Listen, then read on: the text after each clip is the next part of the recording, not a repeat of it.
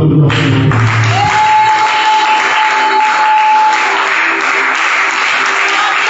Acclamons le Seigneur Jésus-Christ. Amen.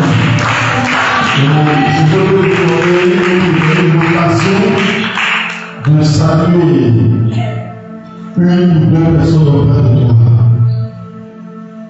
Déplace-toi et salue une ou deux personnes auprès de toi.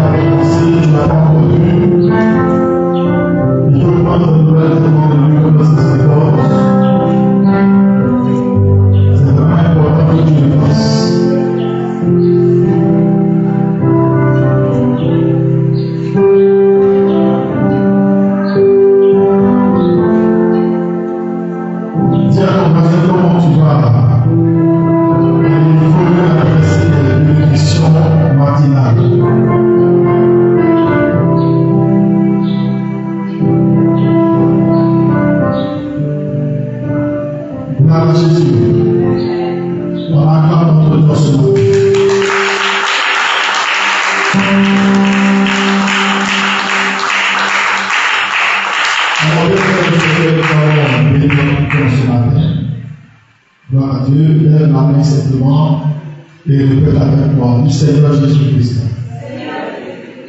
Je te rends grâce ce matin de ce que tu me permets d'être présent dans ta maison. Merci Jésus-Christ pour le message que tu as communiqué à nos serviteurs et qui me sera utile en ce matin. Donne-moi de comprendre la profondeur du message que tu as donné, afin qu'elle puisse s'appliquer à ma vie. Au nom de Jésus-Christ. Amen. Est-ce que tu peux acclamer le nom? Alors, je vous salue au nom de Jésus-Christ. Que notre Dieu nous bénisse en ce jour-ci, soyez encore bénis. On va s'asseoir, nous allons partager la parole de Dieu en ce jour-ci. Alors, le thème que le Seigneur nous donne de partager ce matin avec son peuple, il est intitulé le poids du nom. Amen. Directement le poids du nom. Ou soit l'importance d'un nom, la valeur d'un nom. Quand on parle du poids, on veut parler de la valeur, de ce que représente un nom. Gloire à Jésus-Christ. Il y a des vérités que vous devez comprendre, comme au nom. Est-ce que vous savez qu'il y a des personnes qui n'accordent pas assez d'importance au nom? C'est-à-dire que leur réputation est moins importante que ce qu'ils font. C'est-à-dire qu'on peut planter les noms dans les direct pour utiliser de l'argent. Amen. Il dit ça, on s'en fout de ça. Pour que tu aies l'argent, nous on évolue. Regardez les hommes célèbres ou les personnes qui élevaient en dignité. Leur nom est ce qu'ils ont de précieux. Qui est d'accord avec moi? Les hommes élevés en dignité, leur nom a de la valeur, leur nom représente tout ce qu'ils sont. Dis Amen avec moi ce jour-ci. Gloire à Jésus-Christ. Et c'est pourquoi je me rappelle qu'une année, un jeune frère me disait quelque chose. Il dit qu'il s'est rendu à quelque part, et puis arrivé là-bas, il est malheureusement tombé amoureux d'une femme de plusieurs sœurs. Et lorsqu'il est arrivé au domicile de ces deux sœurs, la première chose que les gens lui ont posé, qui es-tu? Comment t'appelles-tu? Quel est le nom de ton père? et que fait ton Père et qu'est-ce que tu fais. Alléluia. Est-ce qu'on se souvient ce matin? Une autre fois, comment s'appelle ton Père, de quelle famille il vient? Donc imagine qu'il dit je viens de la famille Kablan. Amen. Vous imaginez déjà, il sera bien accepté à cause du nom. Donc on comprend que ce nom-là a une valeur. Ce nom-là a un poids. Et vous devez comprendre cela. Nous aussi, en tant qu'enfants de Dieu, nous devons travailler à cela, afin que notre nom puisse avoir un poids qu'il faut. Gloire à Jésus-Christ. Amen. Prenons la parole de Dieu en Proverbes chapitre 22. Proverbes chapitre combien? 22, à partir du verset 1. On va se tenir tous debout et nous allons lire ce premier passage biblique. J'ai dit Proverbes 22, le verset 1. La réputation est préférable à de grandes richesses, et la grâce vaut mieux que l'argent et que l'or. Amen. Est-ce que quelqu'un a une autre version pour faire la lecture? Une autre version, une autre version. Une bonne réputation vaut mieux que de grandes richesses. Ok. L'estime des autres est préférable à l'or et à l'argent. Amen. Gloire à Dieu. Donc, la réputation est préférable à de grandes richesses. Alléluia. Gloire à Dieu. Qui est d'accord avec moi celui-ci? Amen. On amène un peu bizarre. Amen. On amène dans le préparatoire ce matin. Alléluia. Donc, il dit quoi? Une bonne réputation. Amen. Est plus bon qu'une grande richesse. Amen. Et une réputation, c'est une bonne opinion. Ou n'est-ce pas, une mauvaise. Une réputation est une opinion bonne ou mauvaise au sujet d'une personne ou d'une chose. Alléluia. C'est-à-dire que ce qu'on pense de toi, ce qu'on dit de toi, c'est ce qu'on appelle la réputation. Ce qu'on pense de toi peut être bon ou peut être mauvais.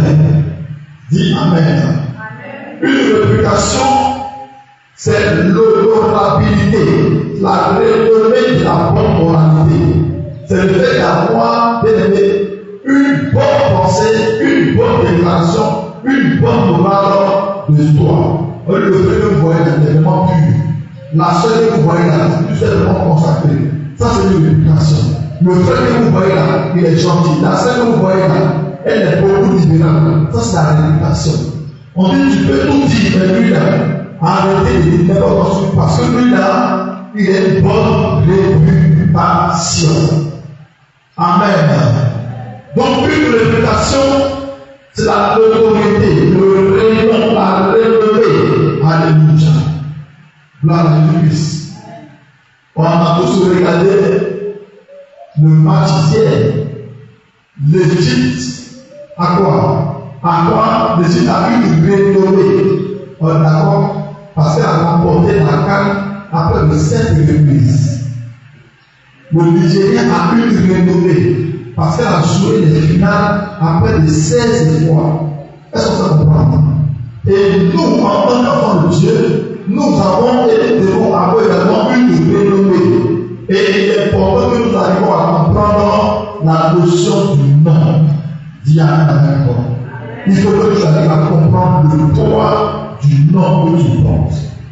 Et nous sommes des chrétiens, mais malheureusement, nous n'accordons pas de valeur au nom que nous portons. En tant qu'enfants de Dieu, le nom que nous portons là, nous devons comprendre sa valeur spirituelle. Alléluia. Ésaïe chapitre 65, verset 15.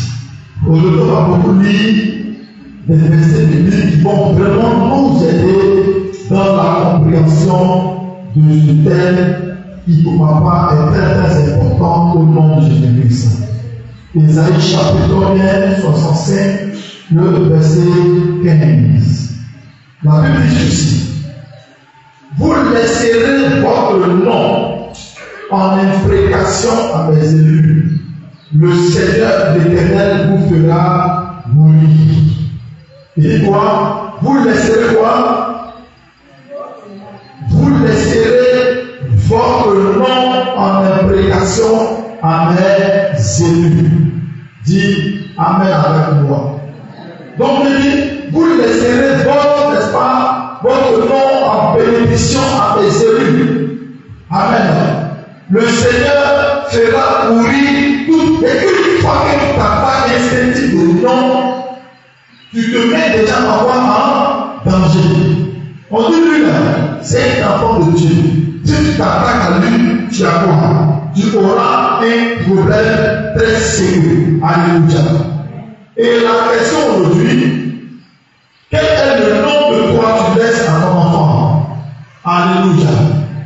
Quel est le nom que tu laisses à ton enfant? Est une chose très très importante en tant qu'enfant de Dieu.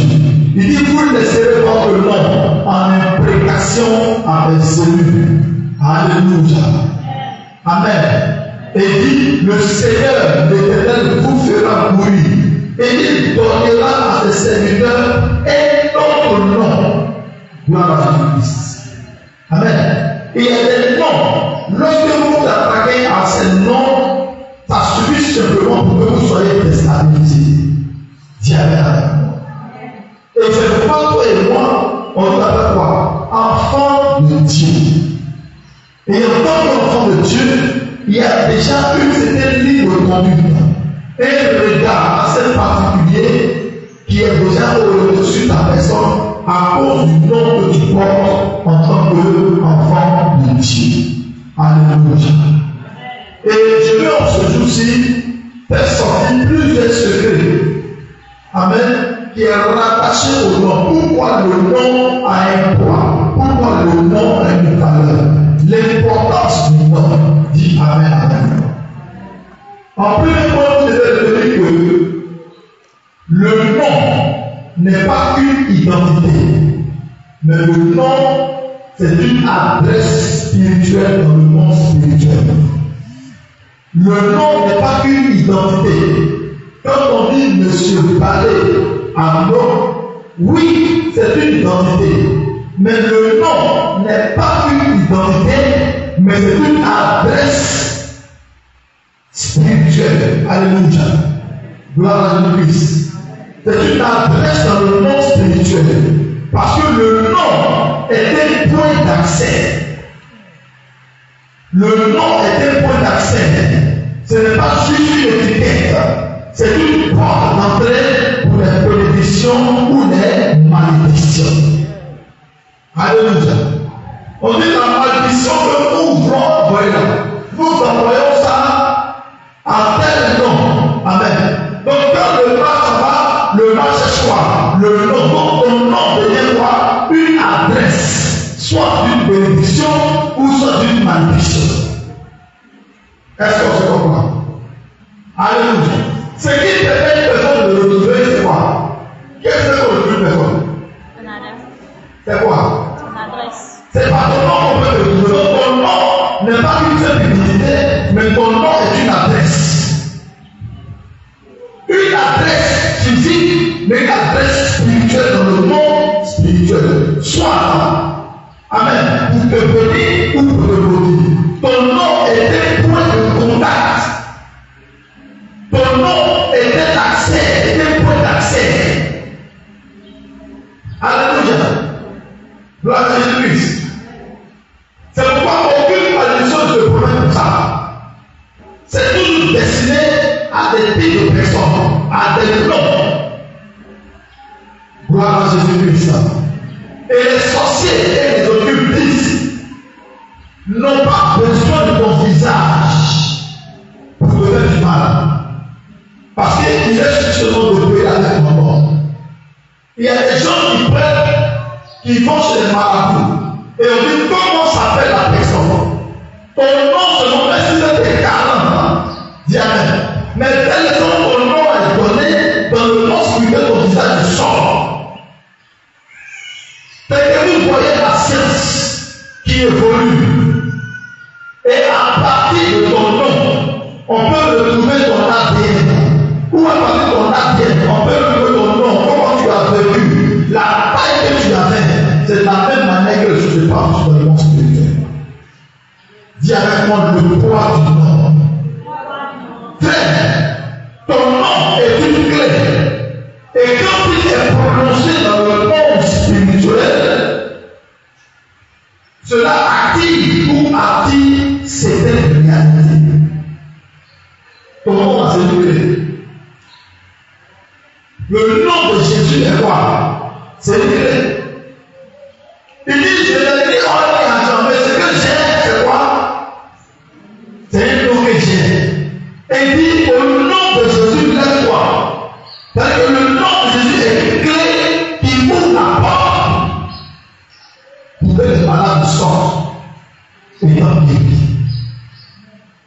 Le nom de Jésus est une clé qui ouvre la porte pour que les prisonniers sortent et qu'ils retrouvent leur liberté. Est-ce que vous pouvez me comprendre ce matin? Est-ce que vous pouvez me comprendre ce matin? Et vous devez comprendre que les malédictions suivent les porteurs d'un nom de génération en génération.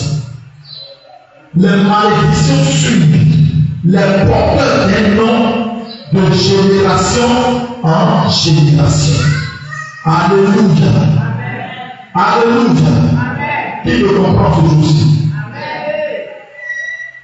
Qui me comprend ce jour-ci? C'est-à-dire qu'il y a des familles, rien qu'entendre leur nom va te faire rentrer dans une situation de malédiction. Est-ce que vous comprenez cela? Et c'est pourquoi la réputation est importante. Tu dois comprendre la valeur du porte. Et quand on dit une personne qu'elle est hors de Dieu, ou qu'il est hors de Dieu, tu dois préserver ce nom. Parce que ce nom-là est une porte d'entrée. Dis Amen en ce jour-ci. En deuxième point, le nom peut porter une malédiction familiale. Gloire à Dieu. Le nom peut porter une malédiction familiale. Il y a des familles où le nom est lourd à porter. C'est-à-dire qu'une fois que tu portes ce nom, c'est comme si c'est un poids. Parce que ce nom-là, Amen, est un nom qui a des actions dangereuses. Le nom est lourd. Et quand tu as ce nom-là, que toujours dans le divorce, tu vas pas rentrer dans le foyer, mais tu vas forcément sortir du jour. Dis Amen. Il y a également des familles où c'est la maladie. Gloire à Dieu. D'autres familles, c'est la faillite. Et toujours les morts précoces. Quand vous rentrez dans ces familles, la mort précoce, la faillite vous suit tout le temps. Parce que ces noms-là sont lourds à porter. Gloire à Jésus-Christ. Pourquoi? Parce que le nom porte un héritage spirituel. Et quand le nom porte un héritage spirituel mais qui n'est pas brisé, alors cela va agir sur ta personne et finir par te détruire toi-même en tant qu'enfant de Dieu. Gloire à Jésus-Christ. Lamentation chapitre 5, verset 7. Voyons ce que nous dit la parole de notre Dieu. On a trouvé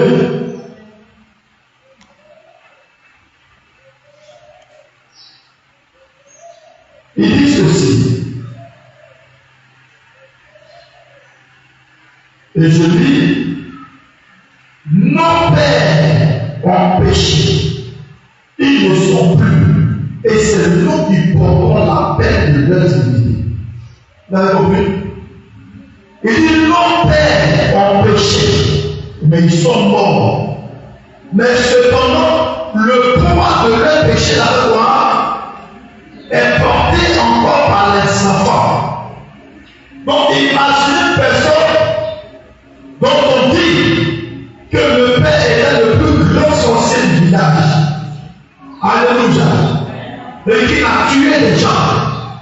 Même quand toi tu es plus électrique dans la vie, mais tu arrives au village, on dit voici le fils du mauvais âme.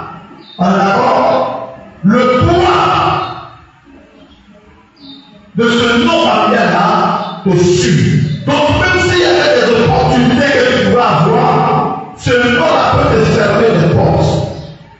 Au lieu de ça, trop fait du mal dans le village, on ne peut pas accepter que son enfant soit le président de la jeunesse du village. À cause de quoi?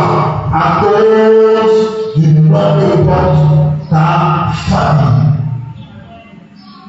Et c'est comme ça que le nom spirituel, des personnes sont identifiées à cause du nom qu'ils portent. Et il faut que des bénédictions leur soient arrachées. Il y a des obstacles au-devant d'eux pour les empêcher de s'épanouir.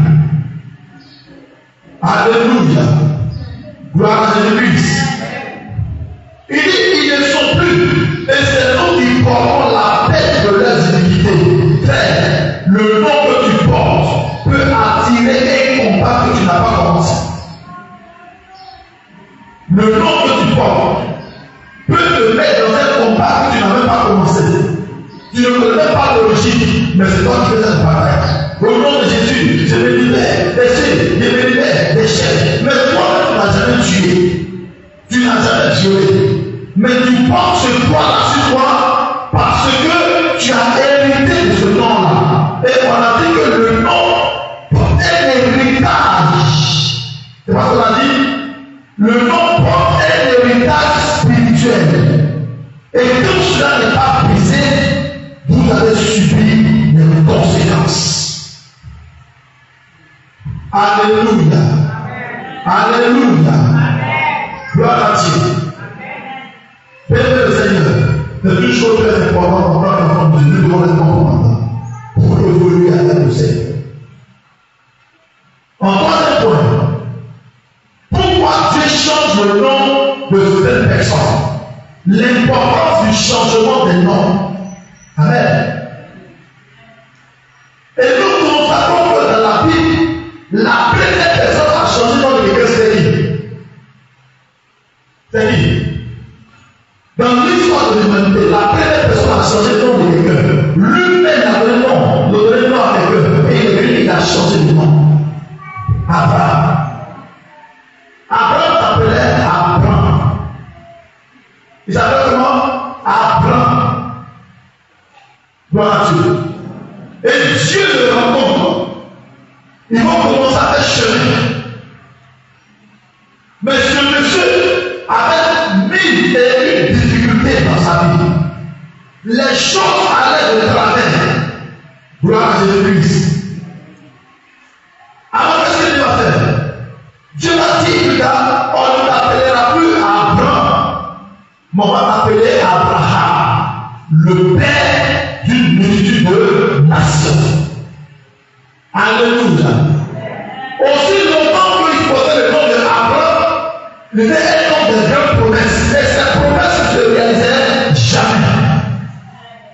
Mais ce que vous devez savoir, c'est que le père d'Abraham était pécheur, était un idolâtre. Et c'est son papa qui a donné le nom Abraham. Quand Dieu le rencontre, il constate qu'avec ce nom-là, on ne peut pas faire grand-chose avec ce monsieur parce qu'il sera instable dans autre chose. Dieu change. Parce que c'est avec le nom Abraham que Dieu lui a fait des promesses. En Genèse chapitre 17, Dieu lui a fait des promesses. Mais avec les promesses qu'il a reçues de Dieu, la Bible dit que Abraham marchait comme ça à gauche et à droite. Alléluia. Alléluia.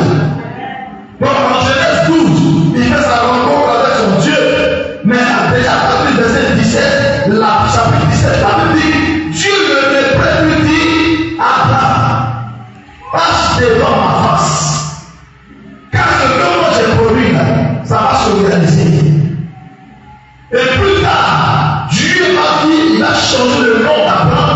pour dire on n'appellera plus Abraham, on va l'appeler quoi?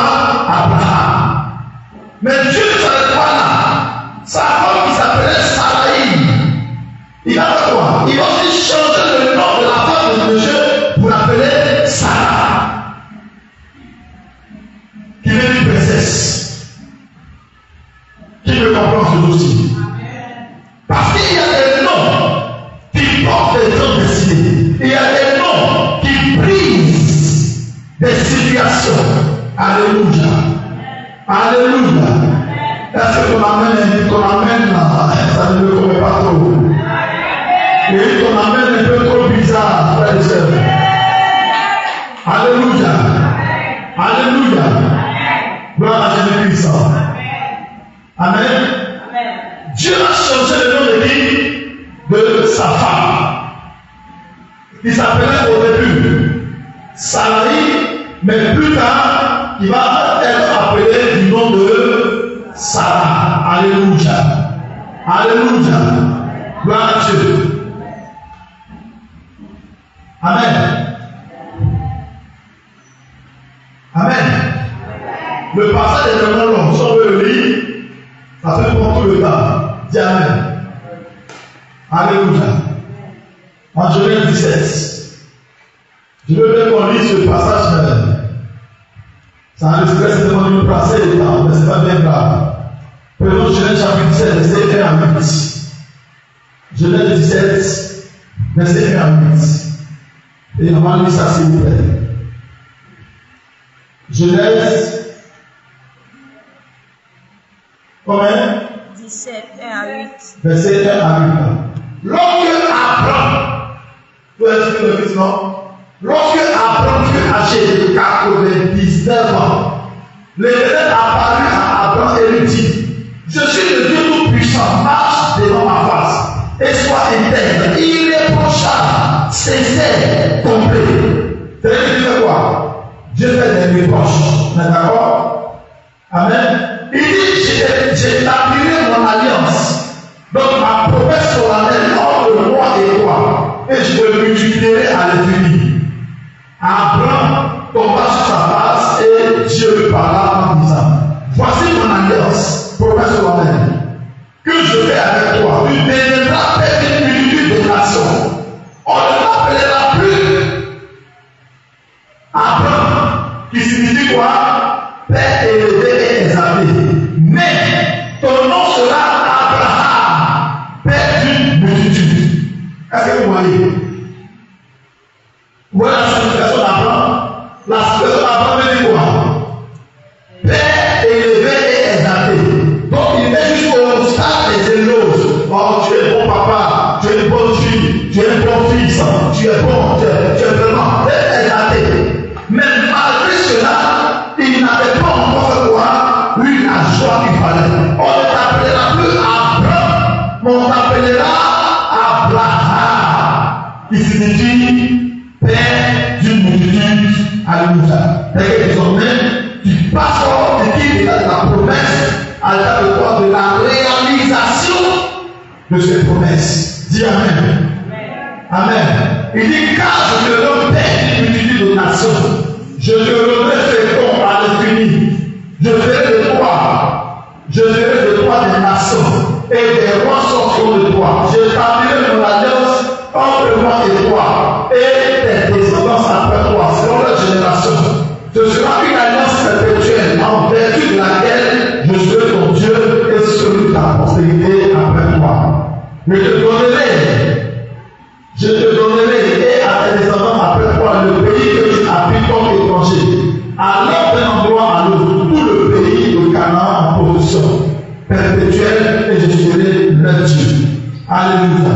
Et plus tard, Dieu va changer le nom de sa femme. Dis Amen. Car aussi longtemps qu'il allait garder ce nom, il allait continuer à souffrir amèrement. Donne-moi la main en ce jour-ci. Dis avec moi la valeur du nom. Mais Dieu ne s'arrête pas là. On arrive au cas de Jacob. Dis Amen.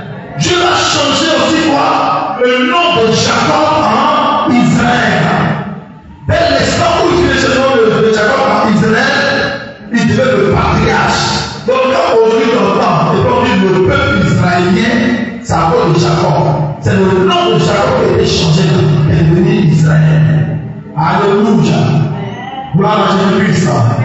Amen. Et donc c'est important, frères et sœurs, que nous comprenions. De père élevé, il venait voir élever le père d'une multitude. Jacob, quand le nom de Israël, cela parle de la fin de la tromperie et la naissance des peuples. C'est comme il devient Israël qui devient un peuple, une nation. Gloire à Jésus-Christ. On connaît l'histoire de Simon. Dans son nom de Simon, frère, c'était une personne indécise, un roseau, quelqu'un qui vacille de gauche à droite. Quand Dieu change son nom et il appelle Pierre, alléluia, il passe de l'instabilité à quoi? À la fondation. Un homme qui était instable, qui devient désormais la fondation de quelque chose de puissant. Dis Amen. Dis Amen avec moi. Gloire à Jésus-Christ. Et lorsque la femme s'appelle la femme Saraï, on a reconnu comme étant quoi? Stérile. Mais lorsqu'elle porte le nom de Sarah, elle passe de la stérilité à la fécondité. Dis Amen. Amen. Donc quand Dieu récolte quelqu'un, il renverse les autels anciens liés à ce nom.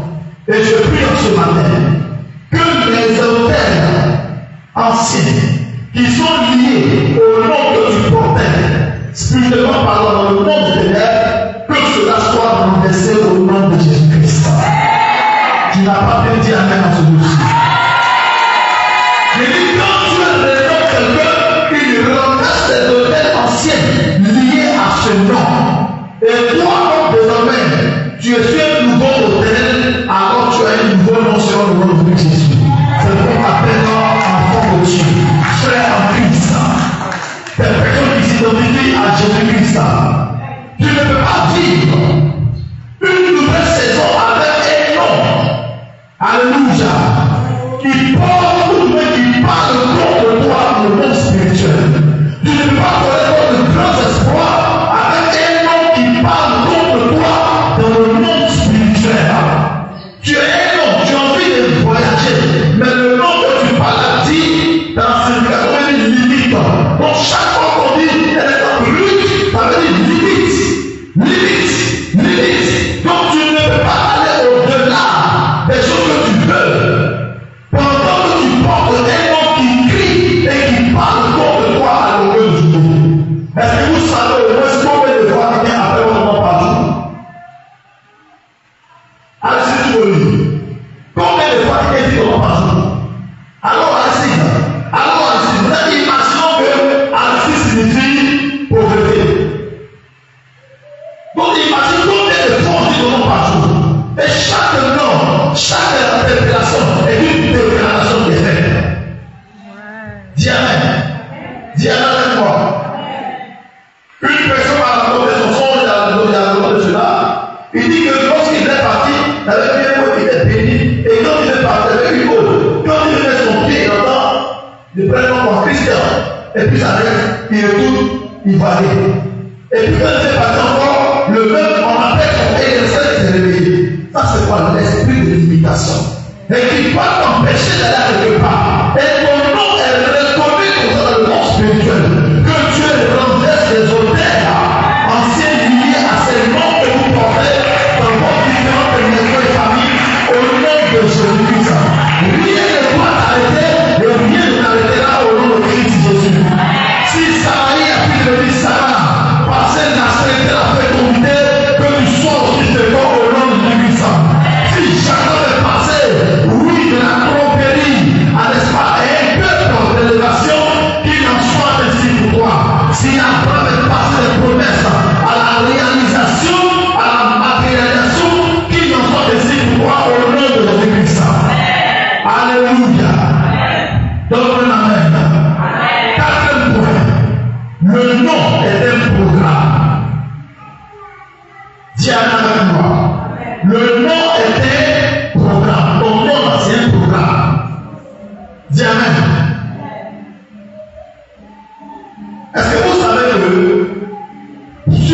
des parents spirituels, que ce soit chrétien ou pas chrétien. Mais que vous savez que même pour le nom des enfants, les parents peuvent prendre peut-être 3 mois, 4 mois pour ça. Est-ce que vous le savez? Je le sais. Et avant même, il commence à chercher le nom avant même que la femme soit enceinte. Pourquoi? Parce que dans le nom, il y a quelque chose que les parents recherchent. Il y a une chose qu'ils peuvent voir dans le nom. Amen. Donc le nom était programme. Dis Amen avec moi. Il faut l'identifier et si nécessaire. Amen. Et épuiser cela. Quel est le programme qui est dans ton nom? Voilà, je dis ça. Frère, certains noms sont associés à des idoles, des esprits, amen, ancestraux et même des parts. Quand on vient des emplois, Goré-Loup, amen, ou bien, c'est le boulot là, souvent ils associent souvent le nom à l'idole. D'accord? Souvent, on peut dire ce masque-là, il s'appelle les enfants Irié, un exemple. Donc on dit quoi? Irié-Loup, Loup veut dire enfant. Donc on dit l'enfant du masque, l'enfant de cette eau, l'enfant de ce table, l'enfant de ceci. Diable. Donc partout où tu passes, cet esprit a eu de reconnaître comme étant lui son enfant. C'est la raison pour laquelle dans les Daniel, avant que le roi ne puisse mettre Daniel et des amis à son service, il a fait quoi? Il a pris la peine de changer tous leurs noms. Et tous les noms qu'on leur a donnés étaient des noms liés au Dieu babylonien. Parce qu'il y avait quelque chose qui les voit. Alléluia. Alléluia. Gloire à Dieu. D'autres noms ont été donnés, frère, sous l'inspiration des démons. Donc des naissances à la souffrance, des naissances, des noms qui expriment la vengeance. Jadès, 1 Chronique 4, ça non? 4 verset 9, ça non? Sa mère dit, j'ai enfanté avec le douleur. C'est pourquoi je l'appelle Jadès. Jadès dit douleur. Mais la grande question qu'on doit se poser, est-ce que la douleur non pas la Bible ici? Est-ce que c'est juste la douleur de l'enfant de nous? Peut-être qu'elle a été violée et que c'est suite à le fait de la grossesse. Ça fait une douleur. Peut-être que pendant la grossesse, elle était chassée par ses parents et donc elle a survécu seule pour pouvoir s'en sortir. Ça c'est notre douleur.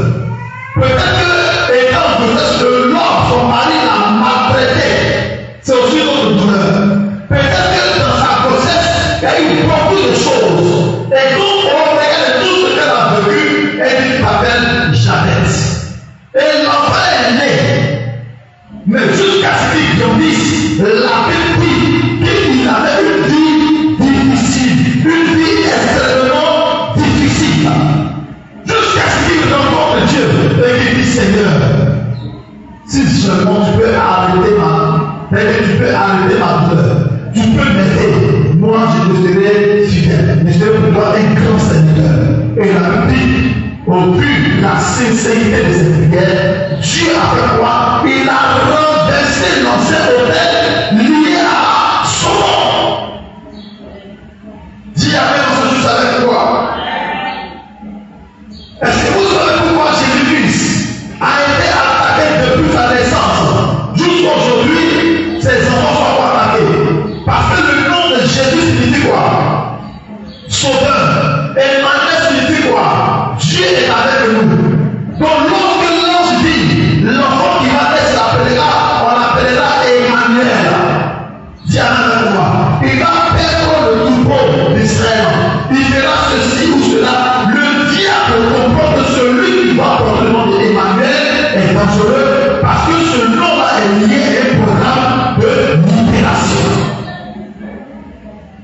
Ce nom est lié à un programme de libération. Et la Bible dit, en Isaïe chapitre 61, je pense que c'est ça, non? Il dit, l'Esprit du Seigneur est sur moi, l'Éternel m'a oint pour faire quoi? Pour apporter la délivrance aux captifs. Pourquoi? Parce que le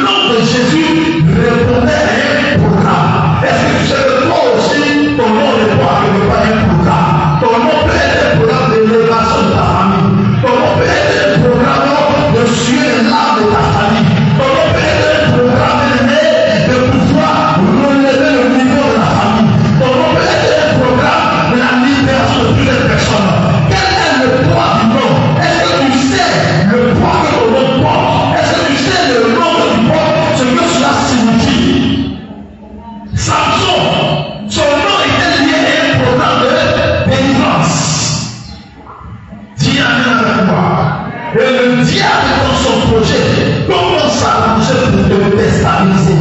Mais je prie en ce matin, par la puissance de l'éternel Dieu, que tu retrouves la libération au nom de Jésus. Alléluia. Est-ce que tu es pour interroger Dieu sur ton nom que tu portes? As-tu déjà prié le Seigneur? Amen. Pour que Dieu puisse purifier le nom que tu as. Jacob a prié Dieu pour que Dieu purifie son nom. Et Dieu a cherché son nom et l'a appelé Israël. Alléluia. Alléluia. Ton amen peut prendre les gens ce matin. Ne fait pas trop. Dis amen. Dis amen avec moi. Dis amen avec moi. Ton amen est un peu bizarre. C'est pas que Jésus arrive devant le fou de Canada. La première chose qui me dit, quel est ton nom? À partir du nom que le démon donne, Jésus comprend la mission qu'il a. Il dit, quel est ton nom? Il dit, mon nom est Légion. Ça veut dire qu'on est 6 000. 6 000 personnes n'arrivent pas, c'est pas pour s'amuser. C'est qu'ils sont venus en mission. Ils ont reçu un programme d'attaque, un programme de destruction, un programme de tuer. Alléluia. Quand Jésus demande de sortir, il lui dit, pourquoi veux-tu nous chasser avant de terminer notre mission? Ne nous chasse pas de ce pays, parce que nous sommes venus pour accomplir une mission.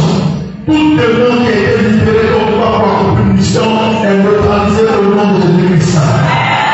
Donc, on a une force de paix. Et que vous dormez, il y a des programmes qui se forment contre vous.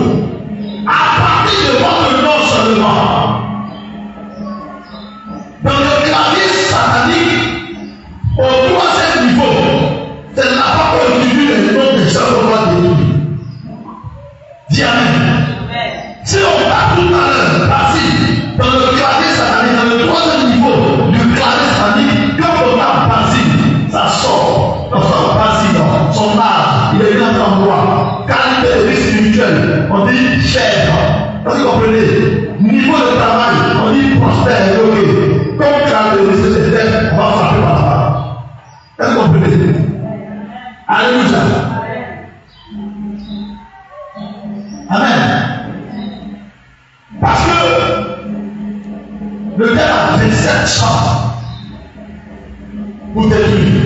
Mais ça va du 3e niveau. Quand on commence à peser les noms, ceux qui pèsent, ceux qui ne pèsent pas. Dis avec moi. Et frère, il est important que tu arrives à comprendre ces principes pour que cela puisse t'aider dans la marche avec le Seigneur Jésus-Christ. Gloire à Jésus-Christ. Gloire à Jésus-Christ. Gloire à Jésus-Christ. Et le 5e point est le dernier point ce matin.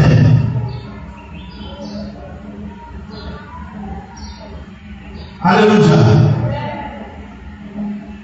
Le seul nom capable de libérer du poids du monde négatif. Le seul nom capable de libérer du poids des noms ténébreux, c'est le nom de Jésus-Christ. Viens avec moi. Viens avec ce matin.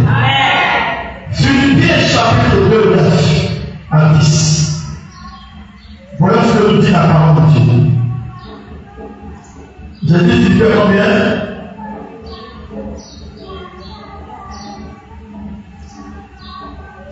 Philippiens chapitre 2, verset 9. Il dit ceci. C'est pourquoi aussi Dieu l'a souverainement élevé et lui a donné le nom qui est au-dessus de tout nom, afin qu'au nom de Jésus, tout genou fléchisse dans les cieux, sur la terre et sous la terre, et que toute langue confesse que Jésus-Christ est Seigneur à la gloire de Dieu le Père. Acclame Jésus-Christ ensuite.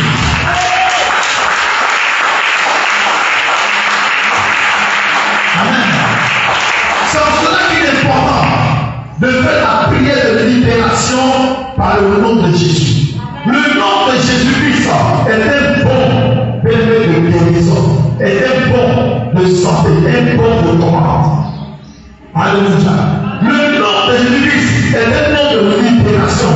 Parce que le nom de Jésus-Christ pèse plus que tout autre nom qui existe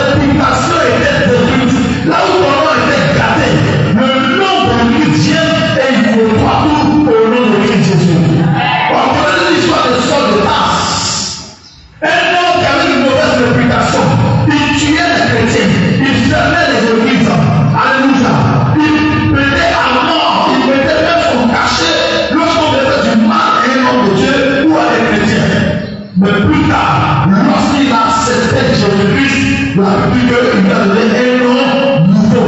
On n'appelait plus Saul de Tarse, mais on l'appelait Paul, qui amène avec moi. Et ce monsieur a marqué l'histoire de la vie chrétienne jusqu'au jour d'aujourd'hui. Oui, la mauvaise réputation qu'il avait a été échangée par la puissance du nom de Jésus-Christ. Quand tu parles, quand le nom de Jésus s'ajoute sur ton nom, alors ce qu'on savait de toi n'a plus de valeur parce que tu n'es plus maintenant personne pour la gloire de l'Éternel au nom de Jésus-Christ. Donne-moi la main pleinement ce matin, s'il te plaît. Gloire à Dieu. Le nom de Jésus-Christ est le seul nom capable de renommer spirituellement. Ce nom est capable de renommer spirituellement une personne. Dis Amen. Le nom de Jésus est capable de renommer spirituellement. Dis Amen avec moi. Frère, tu ne peux pas porter un nom maudit et espérer une destinée qui est bénie. Pas possible. Mettez cela en conclusion. Tu ne peux pas porter un nom maudit et espérer une destinée bénie. Il faut renoncer au pacte lié au nom et prier pour la purification de ton identité et accepter le nom nouveau de Dieu du temps. Dis Amen avec moi. Parce que tu n'es pas ce que ton nom dit, mais ce que Dieu déclare sur ta vie au nom de Christ Jésus. Tu n'es pas ce que ton nom dit, mais ce que Dieu déclare sur ta vie. Et Dieu dit que tu es une nouvelle créature. Ce qui est ancien est passé. Toutes choses sont redevenues nouvelles. Et c'est pourquoi, bien le Seigneur, tu dois comprendre le poids du nom, l'importance du nom, et comprendre que le seul